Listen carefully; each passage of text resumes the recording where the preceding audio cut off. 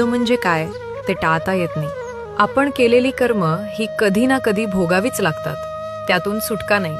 म्हणूनच असं झालं नसतं तर बरं झालं असतं, असं केलं असतं तर आयुष्य बदललं असतं, हे सगळं विसरून जा. कारण जे झालं ते तसंच होणार होतं. ते आपल्या पूर्वीच्या कर्मफळाचाच परिणाम असतं. कंसाचा वध केल्यानंतर जेव्हा श्रीकृष्णाने वासुदेव देवकीची कारागृहातून सुटका केली, तेव्हा देवकी भावुक होऊन म्हणाली, कृष्णा, तू स्वतः परमेश्वर आहेस ना, तर मग तू कधीही कंसाचा वध करून आमची सुटका करू शकत होतास. मग 14 वर्ष आमचं दुःख का वाढवलंस? यावर श्रीकृष्ण हसून म्हणाले, माते, गेल्या जन्मी तू मला 14 वर्ष वनवासात का पाठवलं होतंस? देवकी चकित झाली. ती म्हणाली, मी तुला वनवासात कधी पाठवलं? हे काय बोलतोयस? श्रीकृष्ण पुन्हा म्हणाले, माते, तुला आठवत नाही कारण ती घटना गत जन्मातील आहे.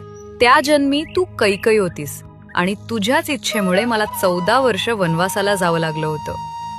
हे ऐकून देवकी अधिकच थक्क झाली आणि म्हणाली, अरे, जर मी कैकई होते तर त्या जन्मी कौसल्या कोण होती? श्रीकृष्ण मंद स्मित करून म्हणाले, माते, त्या जन्मीची कौसल्या म्हणजेच या जन्मीची माता यशोदा, जिला त्या जन्मी 14 वर्ष पुत्रप्रेमाला मुकावं लागलं. तेच प्रेम या जन्मी तिला माझ्या बालरूपात लाभलं आणि तुला पुत्र असूनही त्याचं सुख उपभोगता आलं नाही. श्रीकृष्ण पुढे म्हणाले, माते, प्रत्येकाला आपल्या गतजन्मीच्या कर्मांची फळं भोगावीच लागतात.